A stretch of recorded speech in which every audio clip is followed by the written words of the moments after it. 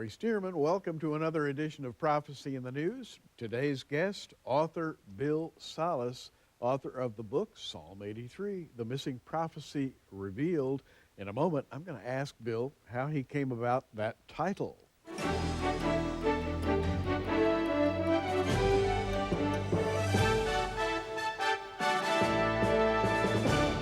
Bill Salus, welcome to Prophecy in the News. Always good to have you here. Gary, thank you. It's a pleasure. Bill Salus, Psalm 83. Now, Psalm 83, what does that have to do with anything? Why did you name a book Psalm 83? Oh, because it's not Ezekiel 38.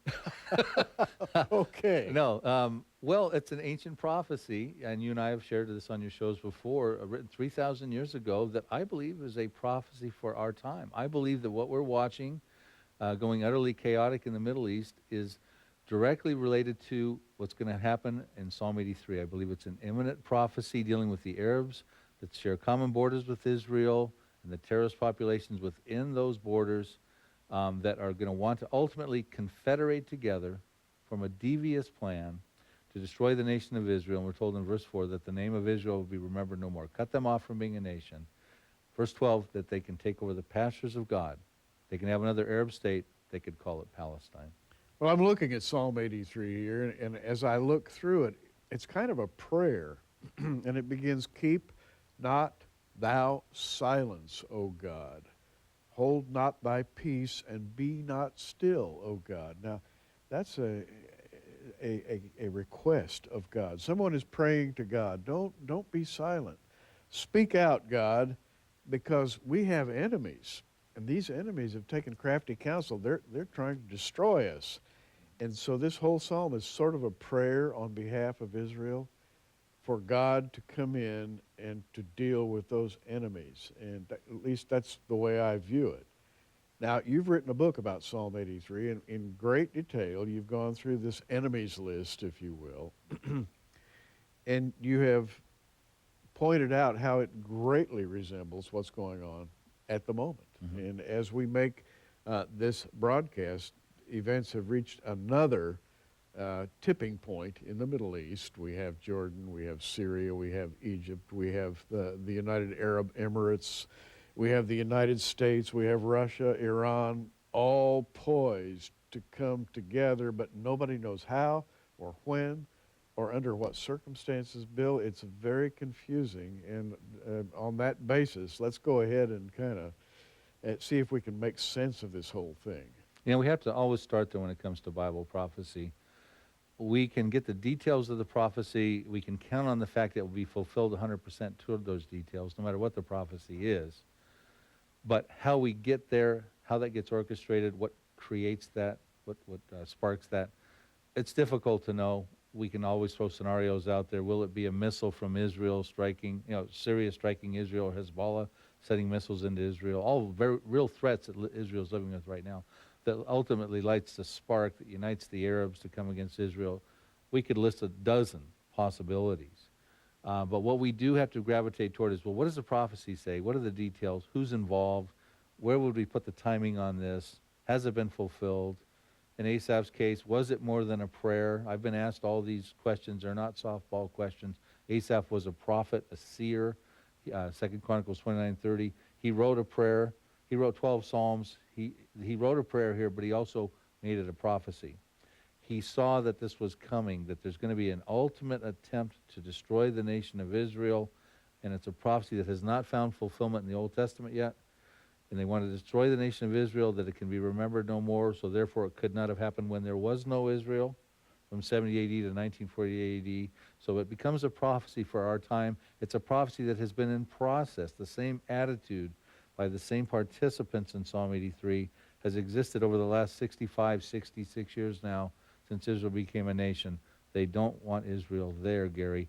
A couple fragile peace treaties between Israel and Egypt and Israel and Jordan, about to come apart at the seams at the rate things are going in the Middle East. But apart from that, we're looking at down the barrel of a world-changing prophecy that's about to find fulfillment, in my estimation. Now, your premise is that this psalm, Psalm 83, literally describes what's going on right now. And the staging of Israel's enemies really has been going on for actively, I suppose, in our era since back in the early part of the 20th century, when the powers of the West attempted to structure the Middle East in a certain way so that everybody would have a quote-unquote fair parcel of ground, I suppose. And there was a very miraculous series of events that brought Israel back into the land in stages. But during all of this, there has been a systematic buildup of Israel's enemies. Now, all of these are mentioned in Psalm 83 through the eyes of Asaph, almost 3,000 years ago. He looked forward in time, and he kind of laid his heart before the Lord and said, Lord, you've got to do something. There's this gathering. These people are trying to cut me off from being a nation. Now, this is an astounding thought to me, that a prophet could prophesy that many years ago about something that we see as going on right now. And I almost have to check myself and say, can prophecy really be on the verge of being fulfilled in my lifetime? An Old Testament prophecy? That's exciting. That is a really exciting prospect. Well, the world woke up on May 14th, 1948, to a huge fulfillment of Bible prophecy, and that was the rebirth of the nation of Israel. And that was a process in the undertaking as well. I mean, back to 1897, the Zionistic movement, the Zionistic Congress with Theodor Herzl, World War I, you could start seeing all these things developing, that Israel was going to become a nation again. Lord Balfour comes out. The Ottoman Empire is taken out. All these things are going on. The Middle East becomes open for an Israel to become a nation again. Lord Balfour wants to construct that in 1917. World War II, ultimately, the Jews have to have a home now after the Holocaust, So you saw it was coming, and it came.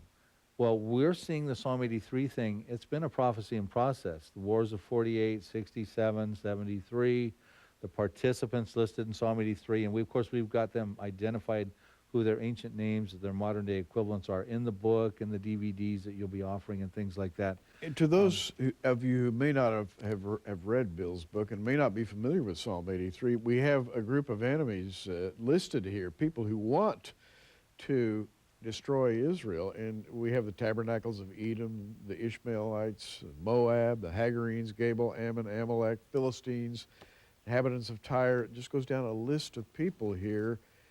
And I'm sure that people reading your book have in the back of their mind a criticism like, well, how does Bill Salus know that this is talking about today's enemies? It may be talking about the enemies of some other time. How do you know? And I'm sure you've been asked this question. How do you know that Psalm 83 applies to what's happening today? Well, you have to look at it. First of all, has it been historically fulfilled? Okay, and there is 2 Chronicles 20. There was a partial fulfillment. You had 3 populations of the 10 listed in there. So you think, well, gee, but that couldn't have been a full fulfillment, a final fulfillment. It couldn't have been a prophecy fulfilled when there was no Israel, because it's dealing with Israel. Now there is an Israel. Then we have distinct names of these populations, but not only that, but we have habitation conditions of them. For instance, the tabernacles of Edom in verse 6, Psalm 83. Some translations, it's the tents of Edom. Right. Either way you look at it, you're dealing with Edomites in a habitation condition. The Edomites have ethnical representation in the Palestinians today. I go to great lengths to demonstrate the migration and stuff like that in the book. The tents in the Bible represent either military encampments or refugee conditions. Well, the tents of Edom became a reality in 1948. When Israel became a nation, the Arabs that were living in the area, which was up to that point called Palestine, they were told by the Arabs around them, Syria and Egypt and Saudi Arabia and Iraq and stuff like that, get out. We're not going to allow Israel to be a nation. They said, give us 5 days and we will wipe Israel off the map, which is the very motive of Psalm 83, verse 4. But that was a terrible miscalculation, and now you have a Palestinian refugee crisis, the tents of Edom. Well, Asaph wrote he did not have Palestinians. That was they had Philistia and things like that. But they're Palestinians today and they're refugees today. He was trying to tell us, in my estimation, the very first member listed of the 10 populations, which is significant, their cause, their plight, when you see see these Palestinian refugees, now you're in that time frame. Yeah, and most of these names here in Psalm 83, and by the way, in the book, he goes into great detail to elucidate upon who these names belong to. They're tribal names. They are the heads of ancient tribes, and their descendants are still alive and well today in the Mideast. Edomites, Ammonites, Moabites, megabytes, gigabytes. I mean, now people humor with that. Oh, I understand gigabytes and megabytes, but they don't know who the Edomites and Right. the Ammonites and the Moabites are, and that's why those charts are and images are good to show on a map who the modern day equivalents are. Because Asaph, who wrote the psalm, did not have Hezbollah, Hamas, Jordanians. Right. These are modern day terms. So how is he going to explain to us who he's talking about, but by the terms he's familiar with, the tribes he's familiar with, the territories he's familiar with?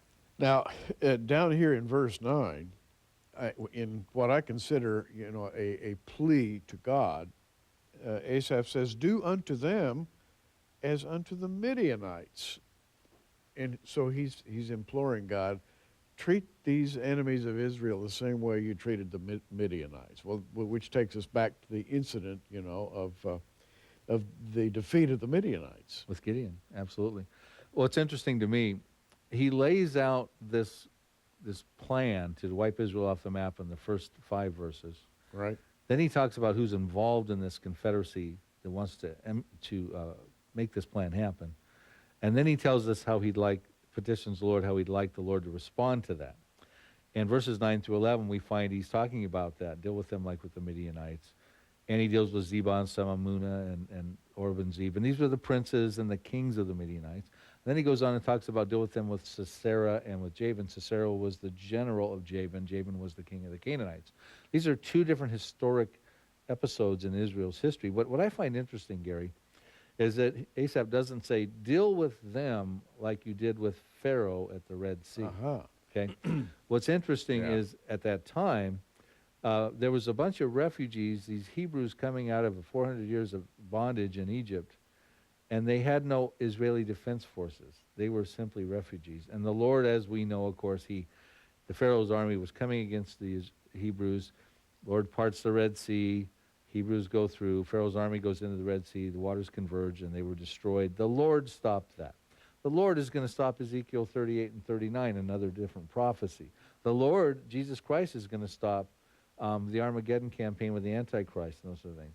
But the Israeli Defense Forces are involved in Psalm 83.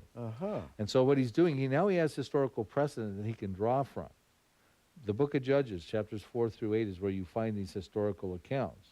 So he says, deal with them like these historical accounts, where you empowered the IDF of those times. Interesting, the IDF of that time in Judges 6 through 8, the Midianites was Gideon and his 300-man army. Yes. Now, come on. That was outnumbered, outmanned, out-arrowed, and You know what, Gideon Bill, won that war. As you say that, you're talking about one of my favorite parts of the Bible. Poor little Gideon, is a guy threshing wheat, hiding out from the Midianites. He's scared to death, and God comes to him and says, I want you to crush the Midianites for me, Gideon. And Gideon doesn't think he can do that. Well, I identify with somebody like that. And today's Israel is like a little Gideon. That is to say, Israel is not very big among nations.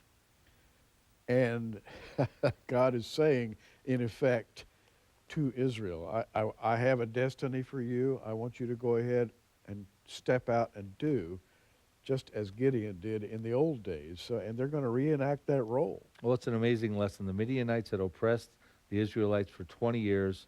They were very powerful. And so Gideon goes out and he defeats them from top to bottom. They're kings or princes. And they killed 120,000 Midianites with these 300 men. Now, come on.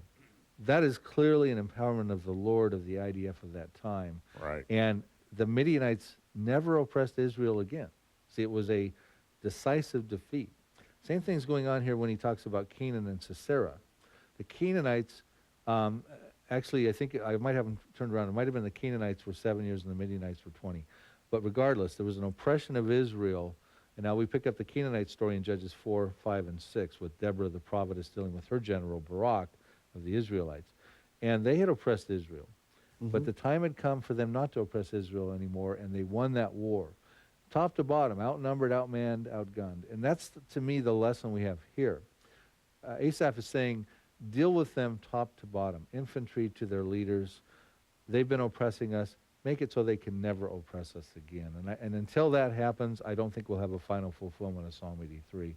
And yet I think that's about to happen, Gary. I think that fulfillment is about to come. And there you have the thesis of Bill's book, Psalm 83, and he's gone into a great deal more detail than we can possibly go into on this program today, and that's why I would recommend that if you haven't picked up a copy of Psalm 83, you should do so. Now, I'd also like to talk about another video here called America and the Coming Mideast Wars. In addition to the book, we've got a video in which Bill is outlining what he calls the Coming Mideast Wars, plural. And you've got an interesting thesis about how a series of wars are going to unfold in the Middle East based on Bible prophecy. And I think that you've gone a step farther than other expositors have in the past, because all of us and many prophecy teachers have spoken of Mideast war in the latter days, but you've gone another step and laid them out sort of chronologically, and I think you've made a pretty good case, and you go a little bit farther than you did in your book in that DVD. Well, this DVD is important for this time right now because of what's going on in the Middle East. These are two lessons on one of the discs that I gave at your Pikes Peak Summit Prophecy Conference. Indeed. And one of the lessons was America's role in the coming prophetic wars. We are at a critical crossroad as a nation, and we need to be on the right side of Israel and what's about to befall them. The other one is what the future for Israel, Iran, and the Arab states. Everybody wants to know what's going to happen over there next in the Middle East, and the Bible is quite clear on what's going to happen next.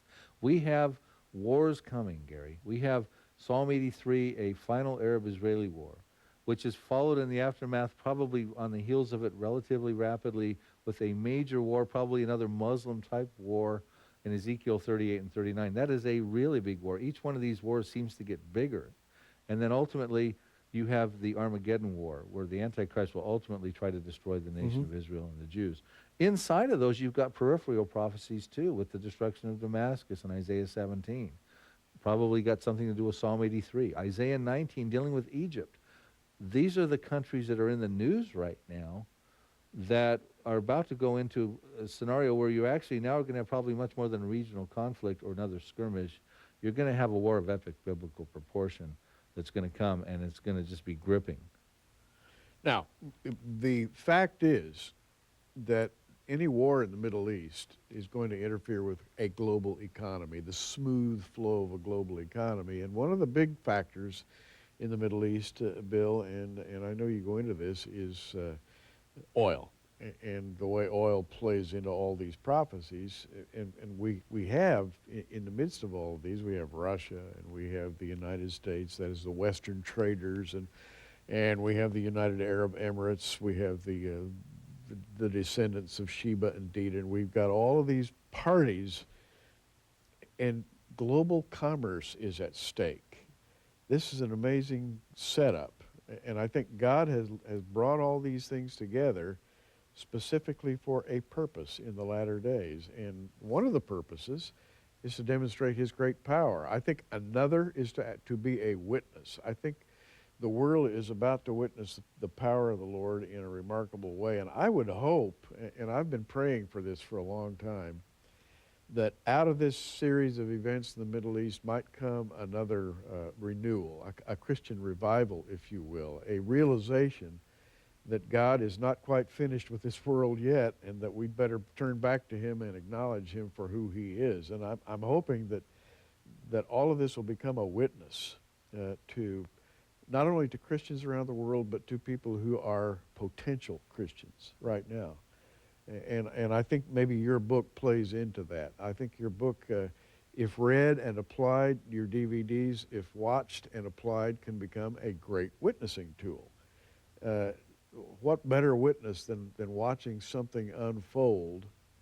Which brings up, by the way, the question, is prophecy being fulfilled in our day?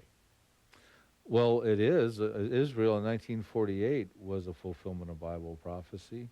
I think there were other prophecies during the church age we could talk about, and that would probably be another show, but I think we're going to see Psalm 83. The question is, will these things happen in the church age? Yes. See, this is the thing. We're living on borrowed time here as a church. Jesus has got to be coming real soon to get his bride out of here. So the question is there going to be a photo finish between the fulfillment of some of these prophecies and the rapture of the church? Are we going to be here for Psalm 83, Ezekiel 38, this type of thing? I believe these are all pre-trib prophecies. So really, it's an important time to understand these prophecies and to use them as the witnessing tools you're talking about. Psalm 83, verse 18 is quite clear. It says, in the end, Asaph's petition is of the Lord, that after this war, that they may know that Jehovah, who alone is the Lord, the God of the Bible, is the Most High of the earth, the one true God. It'll be the end of the controversy of are Allah and Jehovah the same God? Is Islam, is Allahu Akbar, God, Allah is the greater God that the Muslims yell out when they're Right. doing suicide bombings in the streets anyway. That controversy is going to be over. The point I'm getting to, Gary, is that God is going to evidence that he's God. He's going to do it in Psalm 83. He's going to use these wars to show that he's God in Ezekiel 39, Ezekiel 38, the other war. We talked about this in a recent program. He's going to uphold his holy name in the midst of his people Israel. They shall not profane it anymore, and the nation shall know he's the Lord. This will be the end result. That really, it's not about the wars. It's not about the prophecies. It's about God. It's about having him evidence that he's God to a world that needs to know this. And he's going to do that. He's going to powerfully do that through these prophecies.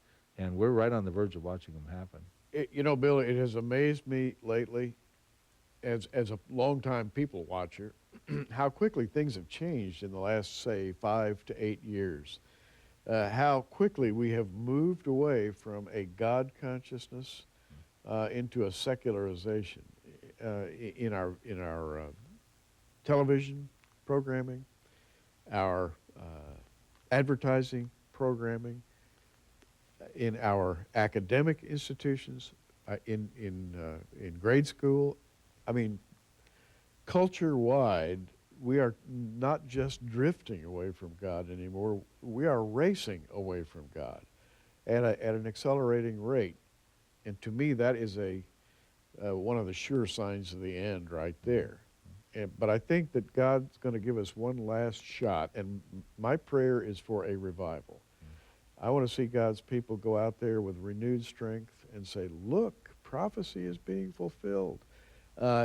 You need to understand this. And I think you and I are both on the same page there.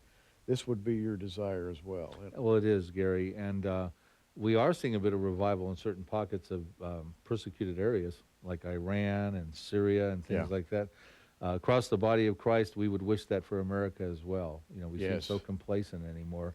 And the churches are not teaching these messages, broad brushing, but generally they're not teaching Psalm 83 or the destruction, the kind of prophecies that are stage setting and that we need to know about and be familiar with, because the world is watching the same news we're watching.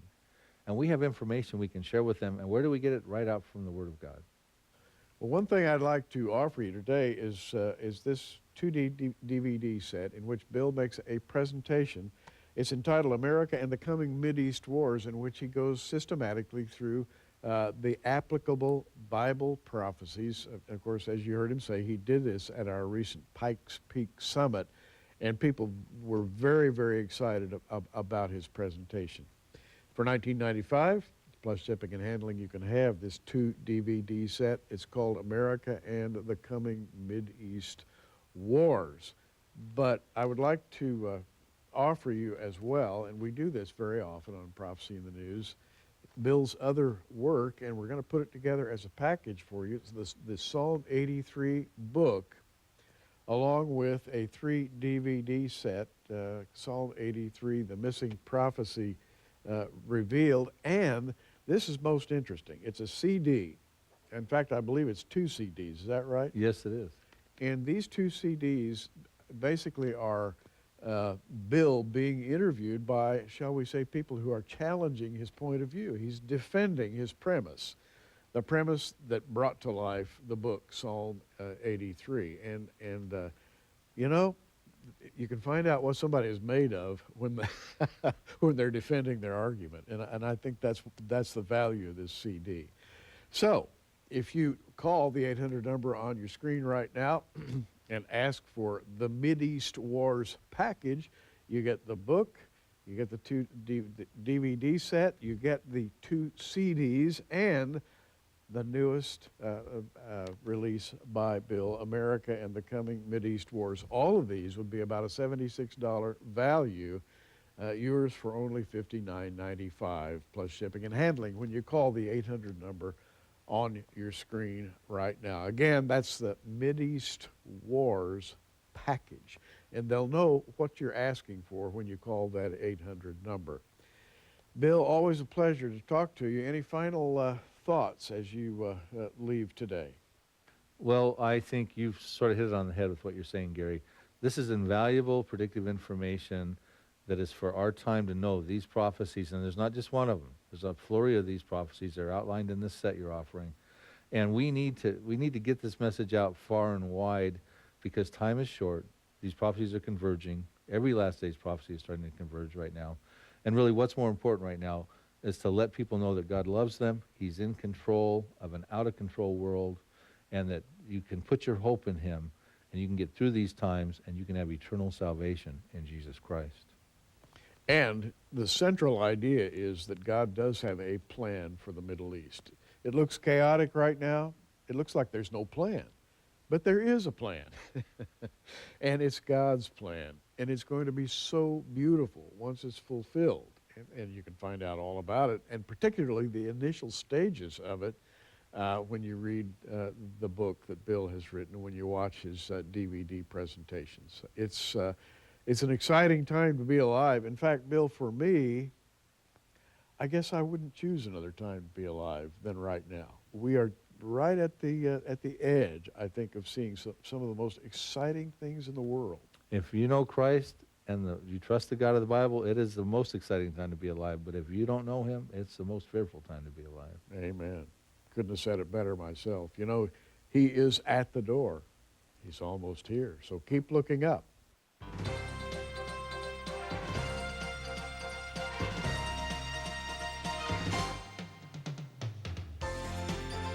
Prophecy in the News is a viewer-supported program made possible by our many friends around the world. Be sure you tune in every day for breaking news and our daily prophetic news updates at prophecyinthenews.com, or follow us on Facebook at facebook.com/prophecyinthenews.